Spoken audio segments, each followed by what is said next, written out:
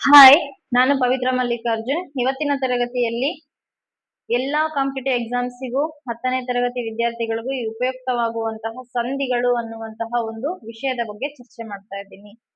ಸಂಧಿಗಳು ಅಂತ ಅಂದ್ರೆ ಏನು? ಎರಡು ಪದಗಳು ಅಥವಾ ಎರಡು ಅಕ್ಷರಗಳು ಸಂಧಿ ಕಾರ್ಯ ಎಲ್ಲಿ ನಡೀತದೆ ಅಂದ್ರೆ ಎರಡು ಅಕ್ಷರಗಳ ನಡುವೆ ನಡೀತದೆ. ನಾನು ಅದನ್ನೊಂದು ಉದಾಹರಣೆ ಮುಖಾಂತರವಾಗಿ ನಿಮಗೆ ಹೇಳೋ ಪ್ರಯತ್ನ ಮಾಡ್ತೀನಿ. ಸಂಧಿಗಳು ಅಂದ್ರೆ ಏನು? ಎರಡು ಪದಗಳು ಅಥವಾ ಎರಡು ಅಕ್ಷರಗಳು ಕಾಲ ವಿಳಂಬವಿಲ್ಲದೆ ಅರ್ಥಕ್ಕನುಸಾರವಾಗಿ ಬಂದು ಸೇರುವುದಕ್ಕೆ ನಾವು ಸಂಧಿಗಳು ಅಂತ ಹೇಳಿ ಕರಿತೀವಿ.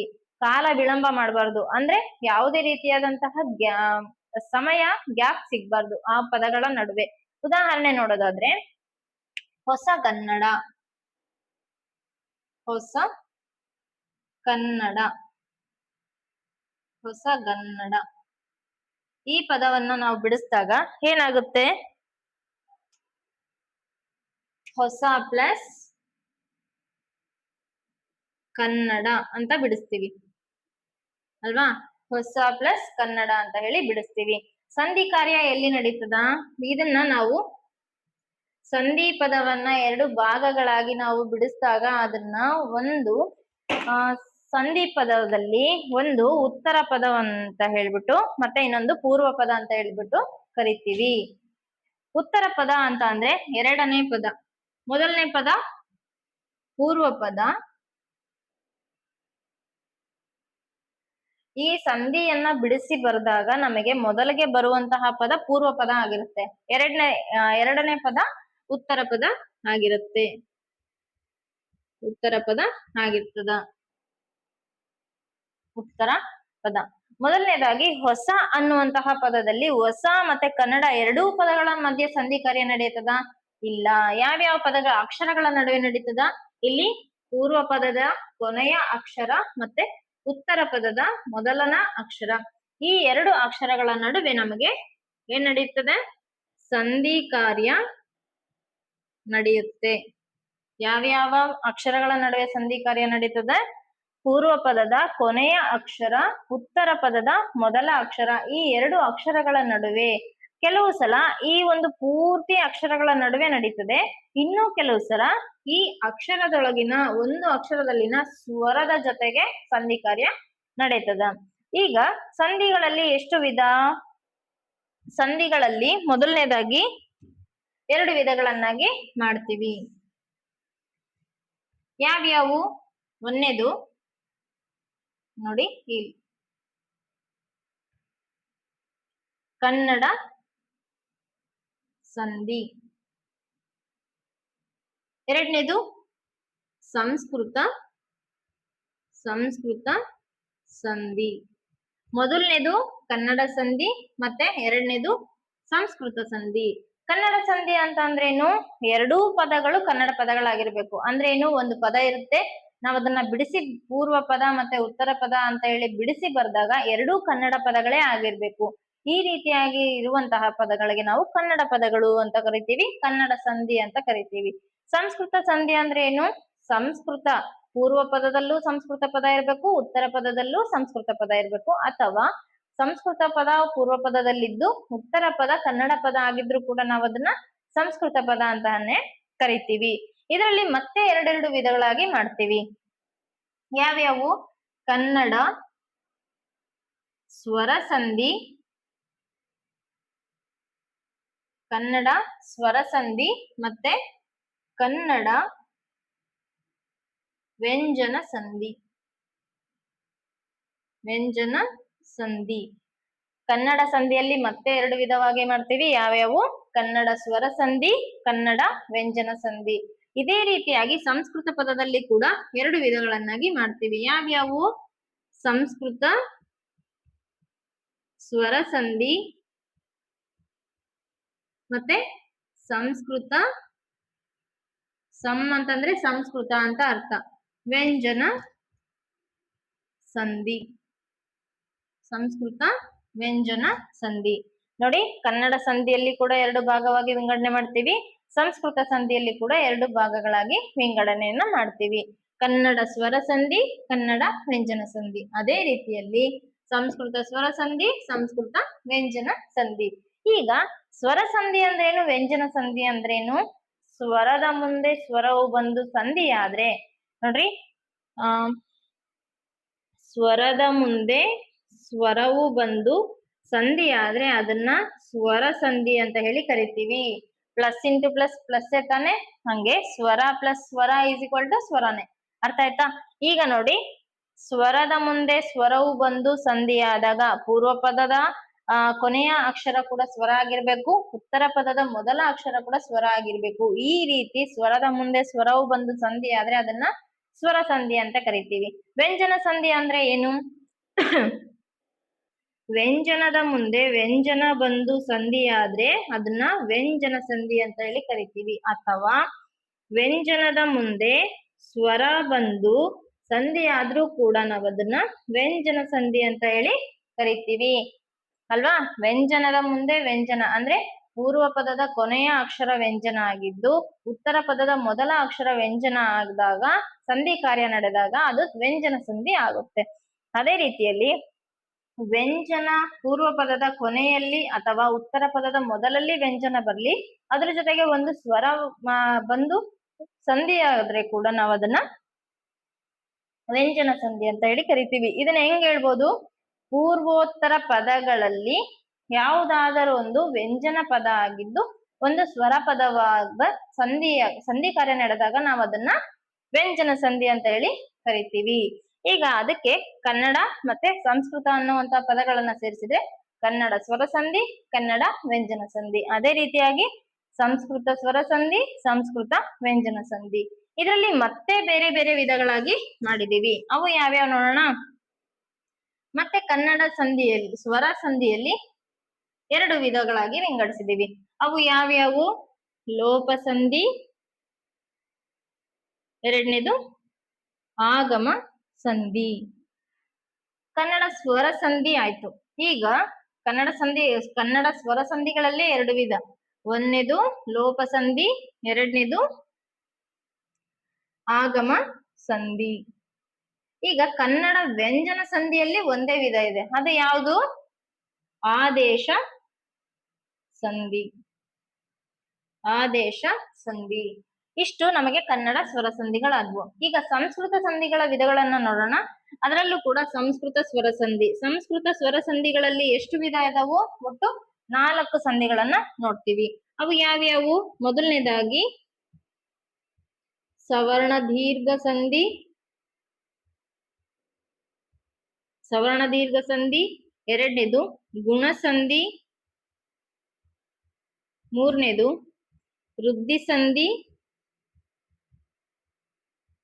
ಸಂಧಿ, ನಾಲ್ಕನೇದು ಎಣ್ ಸಂಧಿ. ಇವಾಗ ಸಂಸ್ಕೃತ ವ್ಯಂಜನ ಸಂಧಿಗಳಲ್ಲಿ ಎಷ್ಟು ವಿಧ? ಸುಮಾರು 7 ರಿಂದ 8 ವಿಧಗಳನ್ನ ನೋಡ್ತೀವಿ. ನಾವು ಪರೀಕ್ಷಾ ದೃಷ್ಟಿಯಿಂದ 3 ವಿಧಗಳನ್ನ ಕಲ್ತ್ರೆ ಸಾಕು. ಅವು ಯಾವ್ಯಾವು? ಜಸ್ತ್ವ ಸಂಧಿ, ಎರಡನೇದು ಶ್ಚುತ್ವ ಸಂಧಿ, ಮೂರನೇದು ಅನುನಾಸಿಕ ಸಂಧಿ. ಈ ರೀತಿಯಾಗಿ ನಾವು ಸಂಧಿಗಳ ವಿಧಗಳನ್ನಾಗಿ ಮಾಡಿದ್ದೀವಿ. ಒಟ್ಟು ನಮಗೆ ಸಂಧಿಗಳು 10 ಸಂಧಿಗಳಿದಾವೆ. ಯಾವ್ಯಾವು? ಲೋಪ ಸಂಧಿ, ಆಗಮ ಸಂಧಿ, ಆದೇಶ ಸಂಧಿ, ಸವರ್ಣ ದೀರ್ಘ ಸಂಧಿ, ಗುಣ ಸಂಧಿ, ವೃದ್ಧಿ ಸಂಧಿ, ಹೆಣ್ ಸಂಧಿ, ಜಸ್ತ್ವ ಸಂಧಿ, ಶ್ಚುತ್ವ ಸಂಧಿ, ಅನುನಾಸಿಕ ಸಂಧಿ. ಈ 10 ಸಂಧಿಗಳನ್ನ ನಾವು ಕಲ್ತ್ರೆ 1 ಮಾರ್ಕ್ಸ್ ಕಂಪಲ್ಸರಿಯಾಗಿ ಬರುತ್ತೆ. ಇದರಲ್ಲಿ ಮತ್ತೆ ಇವಾಗ ನಾವು ಲೋಪ ಸಂಧಿ ಅಂದ್ರೇನು, ಆಗಮ ಸಂಧಿ ಅಂದ್ರೇನು, ಆದೇಶ ಸಂಧಿ ಅಂದ್ರೇನು ಅನ್ನೋದನ್ನ ನೋಡೋಣಂತೆ ಉದಾಹರಣೆಗಳ ಮುಖಾಂತರವಾಗಿ. ಓಕೆ, ಇವಾಗ ನೋಡಿ, ಕನ್ನಡ ಸ್ವರ ಸಂಧಿಗಳಲ್ಲಿ 2 ವಿಧ. ಅವು ಯಾವ್ಯಾವು ಅಂತ ಹೇಳಿದ್ರೆ, ಮೊದಲನೇದು ಲೋಪ ಸಂಧಿ, ಎರಡನೇದು ಆಗಮ ಸಂಧಿ. ಲೋಪ ಸಂಧಿ ಅಂದ್ರೆ ಏನು? ಲೋಪ ಅಂತಂದ್ರೆ ಏನು? ಈಗ ಯಾರಾದ್ರೂ ಏನಾದ್ರೂ ಹೇಳ್ಬೇಕಾದ್ರೆ ಅವನಲ್ಲಿ ಲೋಪ ಇದೆ, ಅದಕ್ಕೋಸ್ಕರ ಅವನಿಗೆ ಚೆನ್ನಾಗಿ ಕಾಣಿಸ್ತಾ ಇಲ್ಲ, ಅವನಲ್ಲಿ ದೃಷ್ಟಿ ಲೋಪ ಇದೆ ಅಂತ ಹೇಳಿ ಕನ್ಸಿಡರ್ ಮಾಡ್ತೀವಿ. ಅವನಿಗೆ ಚೆನ್ನಾಗಿ ನಡೆಯಕ್ ಆಗ್ತಾ ಇಲ್ಲ ಅಂತಂದಾಗ ಅವನಿಗೆ ಕಾಲ್ನಲ್ಲಿ ಏನೋ ಒಂದು ಲೋಪ ಇದೆ, ಅದಕ್ಕೋಸ್ಕರ ಅವನಿಗೆ ನಡೆಯಕ್ ಆಗ್ತಾ ಇಲ್ಲ ಅಂತ ಹೇಳ್ತೀವಿ. ಅದೇ ರೀತಿಯ ಲೋಪವನ್ನ ಅಕ್ಷರಗಳಿಗೆ ನಾವು ಅಳವಡಿಸಿದಾಗ ಅದು ಲೋಪ ಸಂಧಿ ಆಗತ್ತೆ. ಅದು ಹೆಂಗೆ ನೋಡ್ರಿ, ಇದು ಸ್ವರ ಸಂಧಿ ಆಗಿರೋದ್ರಿಂದ, ಅದರಲ್ಲೂ ಕನ್ನಡ ಸ್ವರ ಸಂಧಿ ಆಗಿರೋದ್ರಿಂದ ನಾವು ಸೂತ್ರವನ್ನ ಹೆಂಗ್ ಹೇಳ್ಬೇಕು? ಸ್ವರದ ಮುಂದೆ ಸ್ವರವು ಬಂದು ಸಂಧಿಯಾದಾಗ ಪೂರ್ವ ಪದದ ಪೂ ಅಂತಂದ್ರೆ ಪೂರ್ವ ಅರ್ಥ ಮಾಡ್ಕೊಳ್ರಿ. ಪೂರ್ವ ಪದದ ಕೊನೆಯಲ್ಲಿರುವ ಸ್ವರ ಲೋಪ ಆಗುತ್ತೆ. ಪೂರ್ವ ಪದ ಅಂತಂದ್ರೆ ಏನು, ನಾವು ಬಿಡಿಸಿ ಬರೆದಾಗ ಮೊದಲನೇ ಪದ ಏನ್ ಬರುತ್ತಲ್ಲ ಅದೇ ಪೂರ್ವ ಪದ ಆಗಿರುತ್ತೆ. ಪೂರ್ವ ಪದದ ಅಕ್ಷರದಲ್ಲಿ ಅದು ಒಂದು ವೇಳೆ ವ್ಯಂಜನ ಆಗಿರ್ಬೋದು ಅಲ್ವಾ, ವ್ಯಂಜನದಲ್ಲಿನ ಸ್ವರ ಅಕ್ಷರ ಲೋಪ ಆಗ್ಬಿಡುತ್ತೆ. ಈ ರೀತಿಯಾಗಿ ಲೋಪ ಆದ್ರೆ ನಾವು ಅದನ್ನ ಲೋಪ ಸಂಧಿ ಅಂತ ಹೇಳಿ ಕರಿತೀವಿ. ಇಲ್ಲಿ ಕೆಲವು ಉದಾಹರಣೆಗಳನ್ನ ತಗೊಂಡಿದ್ದೀನಿ ನೋಡ್ರಿ. ನೀರಿಲ್ಲ ಅನ್ನುವಂತಹ ಒಂದು ಉದಾಹರಣೆನ ತಗೊಂಡಿದ್ದೀನಿ. ಇದನ್ನ ನಾವು ಬಿಡಿಸೋದಾದ್ರೆ ನೀರು ಪ್ಲಸ್ ಇಲ್ಲ ಅಂತ ಹೇಳಿ ಬಿಡಿಸ್ತೀವಿ. ಇಲ್ಲಿ ರ ಅನ್ನುವಂತ ವ್ಯಂಜನಾಕ್ಷರಗಳ ವ್ಯಂಜನ ಬಂದ್ಬಿಟ್ಟಿದೆ ಅಲ್ಲ, ಇದು ಸ್ವರ ಅಲ್ವಲ್ಲ ಅಂತ ಹೇಳಿ ನೀವ್ ಅನ್ಬೋದು. ಈಗ ನೋಡ್ರಿ, ರು ಅನ್ನುವಂಥದ್ರಲ್ಲಿ ರ ಪ್ಲಸ್ ಉ ಅನ್ನುವಂತಹ ಎರಡು ಅಕ್ಷರಗಳು ಸೇರಿ ನಮಗೆ ಒಂದು ಅರ್ಧಾಕ್ಷರ, ಅದ್ರ ಜೊತೆಗೆ ಸ್ವರ ಸೇರಿ ರು ಅನ್ನುವಂತಹ ಒಂದು ವ್ಯಂಜನಾಕ್ಷರ ಬಂದಿದೆ. ಈಗ ನಾವು ಪೂರ್ವ ಪದದ ಕೊನೆಯ ಅಕ್ಷರ ಅಂದಾಗ ಉ ಅನ್ನುವಂತಹ ಸ್ವರವನ್ನ ತಗೋಬೇಕು. ಇಲ್ಲಿ ನೋಡಿ, ಉತ್ತರ ಪದದ ಮೊದಲಲ್ಲಿ ಇ ಎನ್ನುವಂತಹ ಸ್ವರ ಬಂದಿದೆ ಅಲ್ವಾ. ಸ್ವರದ ಮುಂದೆ ಇಲ್ಲಿ ಹೂ ಇದೆ, ಇಲ್ಲಿ ಇ ಇದೆ. ಸ್ವರದ ಮುಂದೆ ಸ್ವರವು ಬಂದು ಸಂಧಿಯಾದಾಗ ಏನಾಗುತ್ತೆ, ಈ ಒಂದು ಪೂರ್ವ ಪದದಲ್ಲಿನ ಒಂದು ಸ್ವರಾಕ್ಷರ ಲೋಪ ಆಗ್ಬಿಡುತ್ತೆ. ಈ ರೀತಿಯಾಗಿ ಲೋಪ ಆದ್ರೆ ನೀರಿಲ್ಲ. ಇಲ್ಲಿ ನೋಡಿ ಹೂ ಇದೆ ಅಂದ್ರೆ ಪೂರ್ವ ಪದದ ಕೊನೆಯ ಒಂದು ಸ್ವರ ಇಲ್ಲಿ ಕಾಣಿಸ್ತಿದೆನಾ ನಮಗೆ, ನೀರಿಲ್ಲ ಅಂತೀವಿ. ನೀರು ಇಲ್ಲ ಅನ್ನಲ್ಲ ಯಾರು, ನೀರಿಲ್ಲ ಅಂತೀವಿ. ಸೊ ಇಲ್ಲಿ ಹೂ ಅನ್ನುವಂತಹ ಒಂದು ಸ್ವರಾಕ್ಷರ ಲೋಪ ಆಗಿದೆ. ಅದಕ್ಕೆ ನಾವು ಉಕಾರ ಲೋಪ ಸಂಧಿ ಅಂತ ಹೇಳಿ ಕರಿತೀವಿ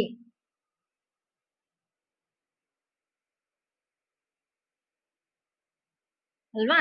ಇಲ್ಲಿ ಉಕಾರ ಲೋಪ ಆಗೋದ್ರಿಂದ ನಾವು ಇದನ್ನ ಕಾರ ಅಂದ್ರೆ ಸ್ವರ ಅಥವಾ ಅಕ್ಷರ ಅಂತ ಹೇಳಿ ಅರ್ಥ. ಉಕಾರ ಲೋಪ ಸಂಧಿ ಅಂತ ಹೇಳಿ ಕರಿತೀವಿ. ಈಗ ಇನ್ನ ಒಂದು ಉದಾಹರಣೆ ತಗೊಂಡಿದ್ದೀನಿ ನೋಡ್ರಿ. ಏನದು, ಅವನೂರು. ಇದನ್ನ ಬಿಡಿಸೋದಾದ್ರೆ ಅವನ ಪ್ಲಸ್ ಊರು. ಅದೇ ರೀತಿ ಇಲ್ಲಿ ಕೂಡ ಸ್ವರ ಬಂದಿದೆ. ನ ಅನ್ನುವಂಥದ್ರಲ್ಲಿ ನ ಪ್ಲಸ್ ಅ. ಇಲ್ಲಿ ನೋಡ್ರಿ, ನ ಪ್ಲಸ್ ಅ ಅನ್ನುವಂತಹ ಎರಡು ಅಕ್ಷರಗಳಿಂದ ಒಂದು ವ್ಯಂಜನಾಕ್ಷರ ಉತ್ಪತ್ತಿಯಾಗಿದೆ. ಆ ಪ್ಲಸ್ ಉ ಅಲ್ವಾ. ಈಗ ಆ ಪ್ಲಸ್ ಉ, ಇದು ಕೂಡ ಸ್ವರಾಕ್ಷರ, ಇದು ಕೂಡ ಸ್ವರಾಕ್ಷರ. ಸ್ವರದ ಮುಂದೆ ಸ್ವರವು ಬಂದು ಸಂಧಿ ಕಾರ್ಯ ನಡೆಯುವಾಗ ಪೂರ್ವ ಪದದ ಕೊನೆಯಲ್ಲಿರುವ ಸ್ವರ ಲೋಪ ಆಗುತ್ತೆ. ಆಗಿದೆನಾ, ಇಲ್ಲಿ ಅಕಾರ ಲೋಪ ಆಗಿದೆ ತಾನೆ. ಇಲ್ಲಿ ಅವನ ಊರು ಅನ್ನಲ್ಲ, ಅವನೂರು ಅಂತೀವಿ. ಹಾಗಾಗಿ ಆ ಅನ್ನುವಂತಹ ಒಂದು ಸ್ವರಾಕ್ಷರ ಇಲ್ಲಿ ಲೋಪ ಆಗಿದೆ. ಅದಕ್ಕೋಸ್ಕರ ನಾವ್ ಇದನ್ನ ಏನಂತ ಹೇಳ್ಬೋದು, ಅಕಾರ ಲೋಪ ಸಂಧಿ. ಅಕಾರ ಲೋಪ ಸಂಧಿ ಅಂತ ಹೇಳಿ ಕರಿಬಹುದು. ಇನ್ನ ಒಂದು ಉದಾಹರಣೆ ತಗೊಂಡಿದ್ದೀನಿ ನೋಡ್ರಿ. ಬೇರೊಬ್ಬ, ಬೇರೆ ಪ್ಲಸ್ ಒಬ್ಬ ಅಲ್ಲ. ಇಲ್ಲಿ ನೋಡ್ರಿ, ರೇ ಅನ್ನುವಂಥದ್ದು ರ ಪ್ಲಸ್ ಎ ಅನ್ನುವಂತಹ ಒಂದು ಅರ್ಧಾಕ್ಷರ ಮತ್ತೆ ಒಂದು ಸ್ವರಾಕ್ಷರದಿಂದ ನಮಗೆ ಕೂಡಿ ಆಗಿದೆ. ಓ ಅನ್ನುವಂಥದ್ದು ಸ್ವರಾಕ್ಷರ. ಈಗ ಬೇರೊಬ್ಬ, ಬೇರೆ ಒಬ್ಬ ಅಂತ ಕರೆಯಲ್ಲ ನಾವು, ಬೇರೊಬ್ಬ ಅಂತೀವಿ. ಅವಾಗ ಯಾವ ಸ್ವರ ಲೋಪ ಆಯ್ತು, ಎ. ಅದಕ್ಕೋಸ್ಕರ ನಾವ್ ಇದನ್ನ ಎ ಕಾರ ಲೋಪ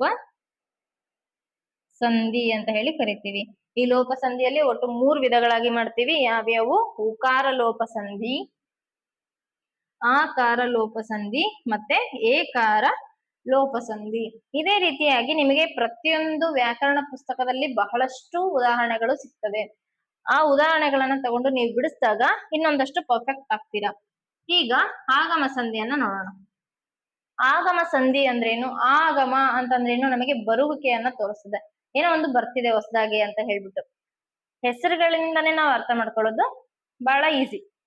ಈಗ ಇದನ್ನ ಯಾಕೆ ಹಿಂಗ್ ಹಾಕಿದೀನಿ ಅಂದ್ರೆ ಇದು ಸೇಮ್. ಅದಕ್ಕೋಸ್ಕರ ಸ್ವರದ ಮುಂದೆ ಸ್ವರವು ಬಂದು, ಯಾಕಂದ್ರೆ ಇದು ಕೂಡ ಒಂದು ಸ್ವರ ಸಂಧಿ ಆಗಿದೆ.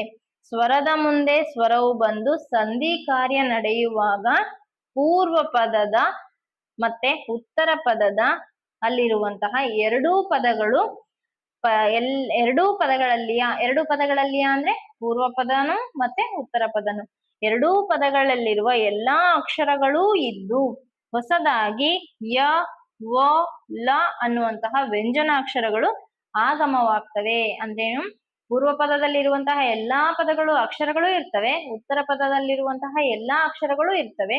ಈ ಎಲ್ಲಾ ಅಕ್ಷರಗಳು ಇದ್ದು ಜೊತೆಗೆ ಎಕ್ಸ್ಟ್ರಾ ಬಂದು ಸೇರ್ಕೊಂತವೆ. ಯಾವ್ಯಾವವು? ಯ ಮತ್ತೆ ವ ಮತ್ತೆ ಲ ಎನ್ನುವಂತಹ ವ್ಯಂಜನಾಕ್ಷರಗಳು ಬಂದು ಸೇರ್ಕೊಳ್ತವೆ. ಈ ರೀತಿಯಾಗಿ ಹೊಸದಾಗಿ ಬಂದು ಸೇರ್ಕೊಂಡ್ರೆ ನಾವು ಅದನ್ನ ಆಗಮ ಸಂಧಿ ಅಂತ ಹೇಳಿ ಕರಿತೀವಿ. ಉದಾಹರಣೆ ಮುಖಾಂತರ ಹೆಂಗ್ ಬಂದು ಸೇರ್ಕೊಂತವೆ ನೋಡೋಣ. ಈ ಮನೆಯನ್ನು ಅನ್ನುವಂತ ಒಂದು ಉದಾಹರಣೆಯನ್ನ ತಗೊಂಡಿದ್ದೀನಿ. ಇದನ್ನ ಬಿಡಿಸೋದಾದ್ರೆ ಮನೆ ಪ್ಲಸ್ ಅನ್ನು ಅಂತ ಬಿಡಿಸ್ತೀವಿ. ಇವಾಗ ನೋಡ್ರಿ, ಇಲ್ಲಿ ಎ ಪ್ಲಸ್ ಆ ಅನ್ನುವಂತಹ ಎರಡು ಸ್ವರಗಳು ಬಂದಿದ್ದಾವೆ. ಈಗ ಸ್ವರ ಸಂಧಿ ಅನ್ನುವಂಥದ್ದು ನಮಗೆ ಕ್ಲಿಯರ್ ಆಯ್ತಲ್ವಾ? ಸ್ವರದ ಮುಂದೆ ಸ್ವರವು ಬಂದು ಸಂಧಿಯಾಗಿದೆ, ಅದಕ್ಕೋಸ್ಕರ ಇದು ಸ್ವರ ಸಂಧಿ. ಇವಾಗ ಸ್ವರ ಸಂಧಿಯಲ್ಲಿ ಯಾವ ಸಂಧಿ ಅಂತ ಕಂಡುಹಿಡಿಬೇಕಲ್ಲ. ಈಗ ನೋಡ್ರಿ, ಮನೆ ಪ್ಲಸ್ ಅನ್ನು ಅನ್ನುವಂಥದಕ್ಕೆ ನಾವು ಯಾವುದೇ ರೀತಿಯಾದಂತಹ ಹೊಸ ಅಕ್ಷರವನ್ನ ಸೇರ್ಸಿಲ್ಲ ಅಂದ್ರೆ ಏನಾಗುತ್ತೆ? ಮನೆಯನ್ನು ಆಗ್ಬಿಡ್ತದೆ. ಅದಕ್ಕೋಸ್ಕರ ನಾವು ಒಂದು ಹೊಸ ಅಕ್ಷರವನ್ನ ತಗೊಂಡಾಗ ಮನೆಯನ್ನು ಅನ್ನುವಂತಹ ಒಂದು ಹೊಸ ಅಕ್ಷರ ಬಂದು ಸೇರ್ಕೊಳ್ತದ. ಅದಕ್ಕ ನಾವೇನಂತ ಕರಿತೀವಿ? ಆಗಮ ಸಂಧಿ. ಅದು ಎಂತ ಆಗಮ ಸಂಧಿ ಆಗುತ್ತೆ? ಯಕಾರ ಆಗಮ ಸಂಧಿ, ಕಾರ ಆಗಮ ಸಂಧಿ ಆಗಿ ಆಯ್ತು. ನೆಕ್ಸ್ಟ್ ಇನ್ನೊಂದು ಉದಾಹರಣೆ ತಗೊಂಡಿದ್ದೀನಿ ನೋಡ್ರಿ. ಗುರುವನ್ನು, ಗುರು ಪ್ಲಸ್ ಅನ್ನು. ಇದು ಕೂಡ ಸ್ವರ ಸಂಧಿನೋ ವ್ಯಂಜನ ಸಂಧಿನೋ ಚೆಕ್ ಮಾಡ್ರಿ. ಇಲ್ಲಿ ನೋಡಿ, ರ ಪ್ಲಸ್ ಉ ಅಂತ ಅಂದಾಗ ಉ ಅನ್ನ ತಗೋಬೇಕು, ಪ್ಲಸ್ ಆ, ಉ ಪ್ಲಸ್ ಆ. ಈಗ ಇದರಲ್ಲಿ ಯಾವ ಒಂದು ಹೊಸ ಪದ ಅಕ್ಷರ ಬಂದಿದೆ? ವ ಅನ್ನುವಂತಹ ವ್ಯಂಜನಾಕ್ಷರ ಬಂದಿದೆ ಅಲ್ವಾ? ಗುರು ಪ್ಲಸ್ ಅನ್ನು ಅಂದಾಗ ನಾವು ಯಾವುದೇ ರೀತಿಯ ಹೊಸ ಅಕ್ಷರವನ್ನ ತಗೊಳ್ಳದೆ ಇದ್ರೆ ಅದರ ಉಚ್ಚಾರಣೆ ನಮಗೆ ಸ್ಪಷ್ಟವಾಗಿ ಬರೋದಿಲ್ಲ. ಅವಾಗ ವ ಅನ್ನುವಂತಹ ಒಂದು ವ್ಯಂಜನಾಕ್ಷರವನ್ನ ಇದ್ರ ಜೊತೆಗೆ ಸೇರಿಸಿದ್ರೆ ನಮಗೆ ಸ್ಪಷ್ಟವಾದಂತಹ ಅರ್ಥಬದ್ಧವಾದಂತಹ ಒಂದು ಪದ ಸಿಗುತ್ತೆ. ಆದ್ದರಿಂದ ಇದಕ್ಕೆ ಏನಂತ ಕರಿತೀವಿ? ವಕಾರ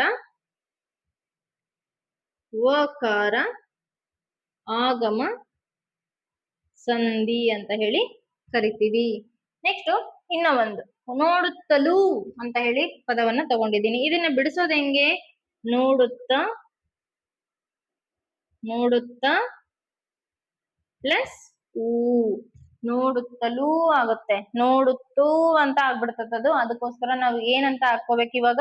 ಲ ಅನ್ನುವಂತಹ ಒಂದು ವ್ಯಂಜನಾಕ್ಷರವನ್ನ ತಗೋಬೇಕಾಗುತ್ತೆ. ಅವಾಗ ಪ್ಲಸ್ ಊ ಬಂದಾಗ ನಮಗೆ ಲ ಅನ್ನುವಂತಹ ವ್ಯಂಜನಾಕ್ಷರ ಉತ್ಪತ್ತಿ ಆಯ್ತು. ಇವಾಗ ಇದನ್ನ ಏನಂತ ಕರಿತೀವಿ? ಲಕಾರ ಆಗಮ ಸಂಧಿ, ಆಗಮ ಸಂಧಿ ಅಂತ ಹೇಳಿ ಕರಿತೀವಿ. ಇಷ್ಟು ನಮಗೆ ಲೋಪಸಂಧಿ ಮತ್ತೆ ಆಗಮ ಸಂಧಿ ಬಗ್ಗೆ. ಲೋಪಸಂಧಿ ಅಂತ ಅಂದ್ರೆ ಪೂರ್ವ ಪದದ ಕೊನೆಯ ಅಕ್ಷರದಲ್ಲಿನ ಸ್ವರ ಲೋಪ ಆಗ್ಬೇಕು. ಆಗಮ ಸಂಧಿ ಅಂದ್ರೆ ಸಂಧಿ ಪದಗಳಲ್ಲಿ, ಅಂದ್ರೆ ಪೂರ್ವ ಪದದಲ್ಲಿ ಉತ್ತರ ಪದ ಎರಡೂರಲ್ಲೂ ಎಲ್ಲಾ ಅಕ್ಷರಗಳು ಇದ್ದು ಒಂದು ಹೊಸದಾಗಿ ಅಕ್ಷರ ಬಂದು ಸೇರ್ಕೊಂಡ್ರೆ ಅವು ಯಾವ್ಯಾವ ಅಕ್ಷರಗಳು ಬಂದು ಸೇರ್ಕೋತಾವ? ಯ ವ್ಯಂಜನಾಕ್ಷರ ಆಗಿರ್ಬೋದು, ವ ವ್ಯಂಜನಾಕ್ಷರ ಆಗಿರ್ಬೋದು, ಲ ವ್ಯಂಜನಾಕ್ಷರಗಳು ಆಗಿರ್ಬೋದು. ಈ ರೀತಿಯಾಗಿ ಹೊಸದಾಗಿ ಬಂದು ಸೇರ್ಕೊಂಡ್ರೆ ಅದನ್ನ ನಾವು ಆಗಮ ಸಂಧಿ ಅಂತ ಹೇಳಿ ಕರಿತೀವಿ. ಈಗ ಇದುವರೆಗೂ ನಾವು ಕನ್ನಡ ಸ್ವರ ಸಂಧಿಗಳಾದಂತಹ ಲೋಪ ಸಂಧಿ ಮತ್ತೆ ಆಗಮ ಸಂಧಿಗಳ ಬಗ್ಗೆ ಅರ್ಥ ಮಾಡ್ಕೊಂಡ್ವಿ. ಈಗ ಕನ್ನಡ ವ್ಯಂಜನ ಸಂಧಿಯಲ್ಲಿ ಆದೇಶ ಸಂಧಿ ಒಂದೇ ಇದೆ. ಅದರಲ್ಲಿ ಮತ್ತೆ ನಾವು ಸ್ವಲ್ಪ ಅರ್ಥ ಮಾಡ್ಕೊಳ್ಬೇಕಾಗಿರೋದು ಜಾಸ್ತಿ ಇದೆ. 3 ರೀತಿಯಾದಂತಹ ಆದೇಶ ಸಂಧಿಗಳನ್ನ ನಾವು ನೋಡ್ತೇವೆ. ಅವು ಯಾವ್ಯಾವು ಅಂತಂದ್ರೆ ಗದಾವಾದೇಶ ಸಂಧಿ, ವಕಾರಾದೇಶ ಸಂಧಿ ಮತ್ತೆ ಛ ಜ ಛ ಕಾರಾದೇಶ ಸಂಧಿ. ಈ ರೀತಿಯಾಗಿ 3 ವಿಧವಾದಂತಹ ಆದೇಶ ಸಂಧಿಗಳನ್ನ ನಾವು ನೋಡ್ತೇವೆ. ಈಗ ಸೂತ್ರದ ಮೂಲಕ ಉದಾಹರಣೆಗಳನ್ನ ತಗೊಂಡಿದ್ದೀನಿ ನಾನು. ಉದಾಹರಣೆಗಳನ್ನ ನೋಡ್ಕೊತಾ ಅರ್ಥ ಮಾಡ್ಕೊಳ್ತಾ ಹೋಗೋಣಂತೆ. ಮೊದಲನೇದಾಗಿ ಗದಾವಾದೇಶ ಸಂಧಿ. ಇದರ ಸೂತ್ರ ಏನಿದೆ? ಉತ್ತರ ಪದದ ಆದಿಯಲ್ಲಿ ಕ ತ ಪ ಗಳಿಗೆ ಕ್ರಮವಾಗಿ ಗ ದ ಬಗಳು ಆದೇಶವಾಗಿ ಬರುತ್ತವೆ, ಆದೇಶವಾಗುವವು. ಈ ರೀತಿಯಾದಂತಹ ಸಂಧಿಗೆ ನಾವು ಗದಾವಾದೇಶ ಸಂಧಿ ಅಂತ ಹೇಳಿ ಕರಿತೀವಿ. ಗದಾವಾದೇಶ ಸಂಧಿ ಸೂತ್ರ ಇನ್ನೊಂದ್ಸತಿ ನೋಡ್ರಿ. ಉತ್ತರ ಪದ ಅಂತ ಅಂದ್ರೆ ನಾವು ಬಿಡಿಸಿ ಬರೆದಾಗ ಬರುವಂತಹ ಎರಡನೇ ಪದಕ್ಕೆ ನಾವು ಉತ್ತರ ಪದ ಅಂತ ಹೇಳಿ ಕರಿತೀವಿ. ಉತ್ತರ ಪದದ ಆದಿಯಲ್ಲಿ, ಉತ್ತರ ಪದದ ಮೊದಲಲ್ಲಿ ಎಂತೆಂತ ನಮಗೆ ವ್ಯಂಜನಾಕ್ಷರಗಳು ಬರ್ತವ ಅಂದ್ರೆ ಕ ತ ಪ ಗಳಿಗೆ ಅದೇ ಒಂದು ಕ್ರಮವಾಗಿ ಕಾಕ್ಕೆ ಗ, ತಾಕ್ಕೆ ದ, ಪಾಕ್ಕೆ ಬ ಈ ರೀತಿಯಾಗಿ ಇರುವಂತಹ ಅದೇ ಸಾಲಿನಲ್ಲಿ ಬರ್ತವೆ ನೋಡ್ರಿ ಪ್ರಥಮಾಕ್ಷರಗಳು ಮತ್ತೆ ತೃತೀಯಾಕ್ಷರಗಳು. ಪ್ರಥಮಾಕ್ಷರಗಳಿಗೆ ತೃತೀಯಾಕ್ಷರಗಳು ಆದೇಶವಾಗಿ ಬರ್ತವೆ. ಕಾತಾಪಗಳು ಪ್ರಥಮಾಕ್ಷರಗಳು, ಗಾದಾಪಗಳು ತೃತೀಯಾಕ್ಷರಗಳು ಆಗಿದ್ದಾವೆ. ಈ ರೀತಿಯಾಗಿ ಅನುಕ್ರಮವಾಗಿ ಅದಕ್ಕೆ ಅದೇ ಬರ್ಬೇಕು. ಅಂದ್ರೆ ಕ ಬಂದ್ರೆ ಗ ಬರ್ಬೇಕು, ಮತ್ತೆ ತಾ ಬಂದ್ರೆ ದಾ ಬರ್ಬೇಕು, ಪಾ ಬಂದ್ರೆ ಬಾ ಬರ್ಬೇಕು. ಇದನ್ನ ಗದಾವಾದೇಶ ಸಂಧಿ ಅಂತ ಹೇಳಿ ಕರಿತೀವಿ. ಉದಾಹರಣೆಯನ್ನ ನೋಡೋದಾದ್ರೆ ಹಳಗನ್ನಡ ಅನ್ನುವಂತ ಒಂದು ಉದಾಹರಣೆಯನ್ನ ನಾನು ತಗೊಂಡಿದ್ದೀನಿ. ಈಗ ಇದನ್ನ ಬಿಡಿಸಿ ಬರ್ದಾಗ ಹಳೆ ಪ್ಲಸ್ ಕನ್ನಡ. ಇಲ್ಲಿ ನೋಡ್ರಿ, ಇಲ್ಲಿ ಸ್ವರ ಇದೆ. ನಾನು ಹೇಳ್ದೆ ಆಗ್ಲೇ ವ್ಯಂಜನ ಬೇಕಾದ್ರೂ ಬರ್ಬೋದು, ಸ್ವರ ಬೇಕಾದ್ರೂ ಬರ್ಬೋದು. ಆದ್ರೆ ಒಂದು ವ್ಯಂಜನ ಇದೆ ಅಂದ್ರೆ ಅದನ್ನ ವ್ಯಂಜನ ಸಂಧಿ ಅಂತಾನೆ ನಾವು ಕನ್ಸಿಡರ್ ಮಾಡ್ತೀವಿ. ಇಲ್ಲಿ ಕ ಅನ್ನುವಂತಹ ಉತ್ತರ ಪದದ ಮೊದಲನೇ ಅಕ್ಷರ ಏನಾಗಿದೆ, ಕಕ್ಕೆ ಯಾವ ಅಕ್ಷರ ಆದೇಶವಾಗಿ ಬರ್ಬೇಕು, ಗ ಅಕ್ಷರ ಆದೇಶವಾಗಿ ಬರ್ಬೇಕು. ಬಂದಿದೆನಾ? ಹಂಗಾದ್ರೆ ಇಲ್ಲಿ ನೋಡ್ರಿ ಸ್ವರ ಬಂದಿದೆ. ಅದು ಎಂತ ಸ್ವರ ಬಂದಿದೆ? ಳ ಪ್ಲಸ್ ಎ ಜೊತೆಗೆ ಕ ಅನ್ನುವಂತಹ ವ್ಯಂಜನಾಕ್ಷರ ಬಂದಿದೆ. ಯಾವ ಅಕ್ಷರ ಆದೇಶವಾಗಿದೆ? ಗ ಅನ್ನುವಂತಹ ಅಕ್ಷರ ಆದೇಶವಾಗಿ ಬಂದಿದೆ. ಅಂದ್ರೆ ಕಕ್ಕೆ ಗ ಬರ್ಬೇಕು, ಪ್ರಥಮಾಕ್ಷರಕ್ಕೆ ತೃತೀಯಾಕ್ಷರ ಆದೇಶವಾಗಿ ಬರ್ಬೇಕು. ಈ ರೀತಿಯಾಗಿ ಆದೇಶವಾಗಿ ಬಂದ್ರೆ ನಾವು ಅದನ್ನ ಗದಾವಾದೇಶ ಸಂಧಿ ಅಂತ ಹೇಳಿ ಕರಿತೀವಿ. ಈಗ ಕಕ್ಕೆ ಗ ಅನ್ನುವಂತಹ ಒಂದು ಉದಾಹರಣೆ ಸಿಕ್ತು. ಈಗ ಹುಲಿ ದೊಗಲು, ಇದನ್ನ ಬಿಡಿಸಿದ್ರೆ ಹುಲಿ ಪ್ಲಸ್ ತೊಗಲು. ಇಲ್ಲಿ ನೋಡ್ರಿ, ತ ಅನ್ನುವಂತಹ ಪ್ರಥಮ ಅಕ್ಷರಕ್ಕೆ ದ ಅನ್ನುವಂತಹ ತೃತೀಯ ಅಕ್ಷರ ಆದೇಶವಾಗಿ ಬಂದಿದೆ. ಅದಕ್ಕೋಸ್ಕರ ಇದು ಕೂಡ ಗದಾವಾದೇಶ ಸಂಧಿಗೆ ಒಂದು ಉದಾಹರಣೆ ಆಗಿದೆ. ಇಲ್ಲಿ ನೋಡ್ರಿ, ತಕ್ಕೆ ದ ಅನ್ನುವಂತಹ ಒಂದು ವ್ಯಂಜನ ಆದೇಶವಾಗಿದೆ.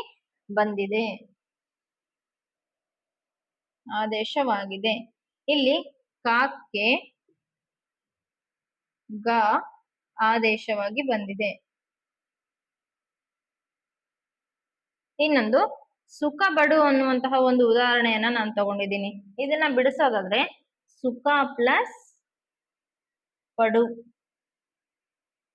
ಸುಖ ಪ್ಲಸ್ ಪಡು. ಈಗ ನೋಡ್ರಿ, ಇಲ್ಲಿ ಒಂದು ಸ್ವರದ ಜೊತೆಗೆ ಪ ಬಂದಿದೆ. ಆದ್ರೆ ನಮಗೆ ಈ ಪೂರ್ವ ಪದದ ಕೊನೆಯ ಅಕ್ಷರ ಏನೇ ಆಗಿರ್ಲಿ, ಉತ್ತರ ಪದದ ಮೊದಲಲ್ಲಿ ಕತಾಪಗಳಿಗೆ ನಮಗೆ ಸಂಧಿ ಪದದಲ್ಲಿ ಗದಾಪಗಳು ಅದೇ ಅಕ್ಷರಕ್ಕೆ ಕ್ರಮವಾಗಿ ಬರ್ಬೇಕು. ಆ ರೀತಿ ಬಂದ್ರೆ ನಾವು ಅದನ್ನ ಗದಾವಾದೇಶ ಸಂಧಿ ಅಂತ ಹೇಳಿ ಕರಿತೀವಿ. ಈಗ ಪ ಅನ್ನುವಂತಹ ಅದೇ ಅನುಕ್ರಮವಾದ ಪದ ಯಾವುದು, ವ್ಯಂಜನ ಯಾವುದು? ಬ ಅಲ್ವಾ? ಪ ಪ ಬ. ಪ ಅನ್ನುವಂಥದ್ದು ಪ್ರಥಮಾಕ್ಷರ, ಬ ಅನ್ನುವಂಥದ್ದು ತೃತೀಯಾಕ್ಷರ.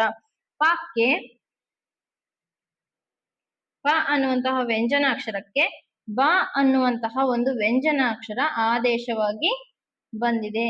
ಇದನ್ನ ನಾವು ಗದಾವಾದೇಶ ಸಂಧಿ ಅಂತ ಹೇಳಿ ಕರಿತೀವಿ. ಈಗ ವಕಾರಾದೇಶ ಸಂಧಿ ಅಂದ್ರೇನು? ವ ಅನ್ನುವಂತಹ ಒಂದು ವ್ಯಂಜನಾಕ್ಷರ ಸಂಧಿ ಪದದಲ್ಲಿ ಬರ್ಬೇಕು. ಹಾಗಾದ್ರೆ ನಮಗೆ ಉತ್ತರ ಪದದ ಮೊದಲಲ್ಲಿ ಯಾವ್ಯಾವ ಅಕ್ಷರಗಳು ಬರ್ಬೇಕು? ಇಲ್ಲಿ ನೋಡ್ರಿ, ಉತ್ತರ ಪದದ ಆದಿಯಲ್ಲಿ ಪ ಬ ಮ ವ್ಯಂಜನಗಳಿಗೆ ವ ವ್ಯಂಜನಾಕ್ಷರ ಆದೇಶವಾಗಿ ಬರುತ್ತೆ. ಅಂದ್ರೇನು? ಪೂರ್ವ ಪದ ಅಲ್ಲ, ಇಲ್ಲಿ ನಮ್ಗೆ ಪೂರ್ವ ಪದ ಸಂಬಂಧ ಇಲ್ಲ, ಉತ್ತರ ಪದವನ್ನ ಮಾತ್ರ ನಾವು ನೆನಪಿಟ್ಕೋಬೇಕು. ಉತ್ತರ ಪದದಲ್ಲಿ ಬರುವಂತಹ ಪ ಬ ಮಗಳಿಗೆ ವ ಅನ್ನುವಂತಹ ವ್ಯಂಜನ ಆದೇಶವಾಗಿ ಬರ್ಬೇಕು. ಹೆಂಗ್ ಬರುತ್ತೆ? ಈಗ ಉದಾಹರಣೆ ನೋಡೋಣ. ಕೆನೆವಾಲು ಹೆಂಗೆ ಬಿಡಿಸೋದು? ಕೆನೆ ಪ್ಲಸ್ ಪಾಲು ಅಂತ ಹೇಳಿ ಬಿಡಿಸ್ಬೇಕು. ಇಲ್ಲಿ ನೋಡ್ರಿ, ಪ ಉತ್ತರ ಪದದ ಮೊದಲ ಅಕ್ಷರ ಇದೆ ತಾನೆ, ಪ ಪ್ಲಸ್ ಅ ಪ ಆಗುತ್ತೆ. ಆವಾಗ ನಮಗೆ ಪ ಅನ್ನುವಂತ ವ್ಯಂಜನಾಕ್ಷರ ಸಿಕ್ತು. ಇದಕ್ಕೆ ಯಾವ ಅಕ್ಷರ ಆದೇಶವಾಗಿ ಬರ್ಬೇಕು? ವ ಅನ್ನುವಂತಹ ಆದೇಶವಾಗಿ ಬರ್ಬೇಕು. ಬಂದಿದೆ ಅಲ್ಲ, ಅದಕ್ಕೋಸ್ಕರ ಇದು ವಕಾರ ಆದೇಶ ಸಂಧಿ ಆಯ್ತು. ಆಗಮ ಸಂಧಿಗೂ ಆದೇಶ ಸಂಧಿಗೂ ಬಹಳಷ್ಟು ವ್ಯತ್ಯಾಸ ಇದೆ. ಆಗಮ ಸಂಧಿ ಸ್ವರದ ಮುಂದೆ ಸ್ವರವು ಬಂದು ಸಂಧಿ ಆಗುತ್ತೆ, ಆದ್ರೆ ಈ ಆದೇಶ ಸಂಧಿ ಏನಿದೆಯಲ್ಲ ಇದು ವ್ಯಂಜನ ಸಂಧಿ ಆಗಿದೆ. ವ್ಯಂಜನ ಬರುತ್ತೆ, ಸ್ವರದ ಮುಂದೆ ವ್ಯಂಜನ ಬಂದು ಸಂಧಿ ಆಗುತ್ತೆ, ಅಥವಾ ವ್ಯಂಜನದ ಮುಂದೆ ವ್ಯಂಜನ ಬಂದು ಸಂಧಿ ಆಗುತ್ತೆ. ಅವಾಗ ವಕಾರ ಆದೇಶ ಸಂಧಿ ಅಂತ ಗೊತ್ತು ಮಾಡ್ರಿ. ವಕಾರ ಆಗಮ ಬೇರೆ, ವಕಾರ ಆದೇಶ ಬೇರೆ. ಅರ್ಥ ಆಯ್ತಲ್ಲ? ಈಗ ನೋಡ್ರಿ, ಉತ್ತರ ಪದದ ಮೊದಲಲ್ಲಿ ಪ ಅನ್ನುವಂತಹ ವ್ಯಂಜನಾಕ್ಷರ ಇದ್ದು ಸಂಧಿ ಪದದಲ್ಲಿ ವ ಅನ್ನುವಂತಹ ವ್ಯಂಜನಾಕ್ಷರ ಆದೇಶವಾಗಿದೆ. ವಾಕ್ಕೆ ವ ಆದೇಶವಾಗಿದೆ ಅಲ್ವಾ? ಈಗ ನೋಡ್ರಿ, ತಲೆವಾಗು, ಇದನ್ನ ಹೆಂಗ್ ಬಿಡಿಸೋದು? ತಲೆ ಪ್ಲಸ್ ಬಾಗು. ಈಗ ನೋಡ್ರಿ, ಬ ಅನ್ನುವಂತಹ ವ್ಯಂಜನಾಕ್ಷರ ಇದೆ, ಅದಕ್ಕೆ ಕೂಡ ನಮ್ಗೆ ಯಾವ ಅಕ್ಷರ ಆದೇಶವಾಗಿ ಬರ್ಬೇಕು? ವ ಅನ್ನುವಂತಹ ಅಕ್ಷರ ಆದೇಶವಾಗಿ ಬರ್ಬೇಕು. ಬಂದಿದೆ ಅಲ್ಲ ಇಲ್ಲಿ. ಸೊ ಬಾಕ್ಕೆ ವ ಆದೇಶವಾಗಿದೆ. ಉತ್ತರ ಪದದ ಮೊದಲಲ್ಲಿ ಬ ಅನ್ನುವಂತಹ ವ್ಯಂಜನಾಕ್ಷರಕ್ಕೆ ವ ಅನ್ನುವಂತಹ ವ್ಯಂಜನ ಆದೇಶವಾಗಿ ಬಂದಿದೆ, ಅದಕ್ಕೆ ಇದು ವಕಾರಾದೇಶ ಸಂಧಿ. ನೆಕ್ಸ್ಟ್ ಎಲೆವನೆ, ಎಲೆ ಪ್ಲಸ್ ಮನೆ. ಎಲೆ ಪ್ಲಸ್ ಮನೆ. ಇಲ್ಲಿ ನೋಡ್ರಿ, ಈ ಸೂತ್ರ ನಿಮಗೆ ನೆನಪಿರ್ಬೇಕು. ಪ ಬ ಮಗಳಿಗೆ ವಕಾರ ಆದೇಶವಾಗಿ ಬರುತ್ತೆ. ಇವೆಲ್ಲ ಕೂಡ ವ್ಯಂಜನಾಕ್ಷರಗಳು ಅನ್ನೋದು ನಿಮಗೆ ನೆನಪಿರ್ಲಿ. ಸ್ವರಾಕ್ಷರಗಳೇ ಬೇರೆ, ವ್ಯಂಜನಾಕ್ಷರಗಳೇ ಬೇರೆ. ಸ್ವರ ಸಂಧಿಗಳೇ ಬೇರೆ, ವ್ಯಂಜನ ಸಂಧಿಗಳೇ ಬೇರೆ. ವಕಾರ ಆಗಮವೇ ಬೇರೆ, ವಕಾರ ಆದೇಶನೇ ಬೇರೆ. ಈಗ ನೋಡ್ರಿ, ಉತ್ತರ ಪದದ ಮೊದಲನೇ ಅಕ್ಷರ ಮ ಅನ್ನುವಂತಹ ವ್ಯಂಜನಾಕ್ಷರದಿಂದಾಗಿದೆ, ಅದಕ್ಕಾಗಿ ವ ಅನ್ನುವಂತಹ ಒಂದು ವ್ಯಂಜನಾಕ್ಷರ ಆದೇಶವಾಗಿ ಬಂದಿದೆ. ಮಾಕ್ಕೆ ಮ ಅನ್ನುವಂತಹ ವ್ಯಂಜನಾಕ್ಷರಕ್ಕೆ ವ ಅನ್ನುವಂತಹ ವ್ಯಂಜನಾಕ್ಷರ ಆದೇಶವಾಗಿದೆ, ಆದ್ದರಿಂದ ಇದು ವಕಾರಾದೇಶ ಸಂಧಿ. ಈಗ ಇನ್ನ ಒಂದು ಆದೇಶ ಸಂಧಿ ಇದೆ, ಅದು ಯಾವುದು? ಚ ಜ ಛ ಕಾರಾದೇಶ ಸಂಧಿ. ಈಗ ಇದರ ಸೂತ್ರ ನೋಡೋದಾದ್ರೆ, ಉತ್ತರ ಪದದ ಆದಿಯಲ್ಲಿರುವ ಸಕಾರಕ್ಕೆ ಕೆಲವು ಕಡೆ ಚ ಬರುತ್ತೆ, ಇನ್ನು ಕೆಲವು ಕಡೆ ಜ ಬರುತ್ತೆ, ಇನ್ನು ಕೆಲವು ಕಡೆ ಸಂಖ್ಯಾವಾಚಕಗಳಿದ್ದಾಗ ನಮಗೆ ಛ ಕಾರವು ಆದೇಶವಾಗಿ ಬರುತ್ತೆ. ಇದನ್ನ ಉದಾಹರಣೆ ಮುಖಾಂತರ ನೋಡೋಣ. ಇಂಚರ, ಇದನ್ನ ಬಿಡಿಸೋದಾದ್ರೆ ನಮಗೆ ಯಾವ ರೀತಿ ಬಿಡಿಸ್ತೀವಿ ನೋಡ್ರಿ? ಇನ್ ಪ್ಲಸ್ ಸರ ಅಂತ ಹೇಳಿ ಬಿಡಿಸ್ಬೇಕು. ಇಲ್ಲಿ ನೋಡ್ರಿ, ವ್ಯಂಜನದ ಮುಂದೆ ವ್ಯಂಜನ ಬಂದು ಸಂಧಿ ಆಗಿದೆ. ಇವಾಗ ಅರ್ಥ ಆಯ್ತಲ್ಲ ವ್ಯಂಜನ ಸಂಧಿ ಅಂದ್ರೆ ಏನಂತ? ವ್ಯಂಜನದ ಮುಂದೆ ವ್ಯಂಜನ ಬಂದು ಸಂಧಿ ಆದ್ರೆ ಅದು ವ್ಯಂಜನ ಸಂಧಿ. ಅಥವಾ ಪೂರ್ವೋತ್ತರ ಪದಗಳ ಯಾವುದಾದರೂ ಒಂದು ಕಡೆ ವ್ಯಂಜನ ಇದ್ರೂ ಕೂಡ ಅದು ವ್ಯಂಜನ ಸಂಧಿನೇ. ಅರ್ಥ ಆಯ್ತಲ್ಲ? ಈಗ ನೋಡ್ರಿ, ಇನ್ ಪ್ಲಸ್ ಇದು ನಮಗೆ ಪೂರ್ವ ಪದ, ಈ ಒಂದು ಆದೇಶ ಸಂಧಿಯಲ್ಲಿ ಲೆಕ್ಕವಿಡುವ ಅವಶ್ಯಕತೆ ಇಲ್ಲ. ಈಗ ಉತ್ತರ ಪದದ ಮೊದಲ ಅಕ್ಷರ ಮತ್ತೆ ನಮಗೆ ಆದೇಶವಾಗಿ ಬಂದಿರುವಂತಹ ವ್ಯಂಜನಾಕ್ಷರಗಳ ಬಗ್ಗೆ ನಮ್ಗೆ ಗಮನ ಇರಬೇಕು. ಈಗ ಉತ್ತರ ಪದದ ಮೊದಲಲ್ಲಿ ಸ ಅನ್ನುವಂತಹ ಅಕ್ಷರಕ್ಕೆ ಸಂಧಿ ಪದದಲ್ಲಿ ಚ ಅನ್ನುವಂತಹ ಅಕ್ಷರ ಆದೇಶವಾಗಿ ಬಂದಿದೆ, ಅದಕ್ಕೋಸ್ಕರ ಸಾಕ್ಕೆ ಚ ಆದೇಶವಾಗಿದೆ ಅಲ್ವಾ? ಸ ಅನ್ನುವಂತಹ ಒಂದು ವ್ಯಂಜನಕ್ಕೆ ಚ ಅನ್ನುವಂತಹ ವ್ಯಂಜನ ಆದೇಶವಾಗಿ ಬಂದಿದೆ, ಅದಕ್ಕೋಸ್ಕರ ಇದು ಚ ಜ ಛ ಕಾರಾದೇಶ ಸಂಧಿ ಅಂತ ಕರಿತೀವಿ. ಇನ್ನೊಂದು ಮುಂಜರಗು, ಮುನ್ ಪ್ಲಸ್ ಸೆರಗು, ಸೆರಗು. ಈಗ ನೋಡ್ರಿ, ಸ ಅನ್ನುವಂತಹ ವ್ಯಂಜನಕ್ಕೆ ಯಾವ ವ್ಯಂಜನಾಕ್ಷರ ಆದೇಶವಾಗಿ ಬಂದಿದೆ? ಜ ಅನ್ನುವಂತಹ ವ್ಯಂಜನಾಕ್ಷರ ಆದೇಶವಾಗಿ ಬಂದಿದೆ. ಜ ಅನ್ನುವಂತಹ ವ್ಯಂಜನಾಕ್ಷರ ಆದೇಶವಾಗಿ ಬಂದಿದೆ. ಈಗ ಇರ್ಚಾಸಿರ, ಈಗ ಇದನ್ನ ಬಿಡಿಸೋದಾದ್ರೆ ಇರ್ ಪ್ಲಸ್ ಚಾಸಿರ, ಸಾಸಿರ. ಇರ್ ಪ್ಲಸ್ ಸಾಸಿರ. ಇರ್ ಅಂದ್ರೆ ಎರಡು ಅಂತ ಹೇಳ್ಬಿಟ್ಟು ಸಾಸಿರ. ಅರ್ಥ ಆಯ್ತಲ್ಲ? ಸ ಅನ್ನುವಂತಹ ಒಂದು ವ್ಯಂಜನಕ್ಕೆ ಸ ಕೆ ಯಾವ ಒಂದು ವ್ಯಂಜನಾಕ್ಷರ ಆದೇಶವಾಗಿ ಬಂದಿದೆ? ಛ. ಇಲ್ಲಿದೆ ನೋಡ್ರಿ, ಛ ಅನ್ನುವಂತಹ ಒಂದು ವ್ಯಂಜನ ಆದೇಶವಾಗಿ ಬಂದಿದೆ. ಆದೇಶ ಸಂಧಿ ಅಂದ್ರೆ ನಾವು ಕಲಿಯೋದು ಗದಾಬಾದೇಶ ಅಷ್ಟೇ, ಅದರಲ್ಲಿ 3 ಇದಾವೆ. 10ನೇ ಕ್ಲಾಸಿಗೇನು ಇದು ಅಷ್ಟೊಂದು ಇಂಪಾರ್ಟೆಂಟ್ ಅಲ್ಲ, ಆದ್ರೆ ಕಾಂಪಿಟೇಟಿವ್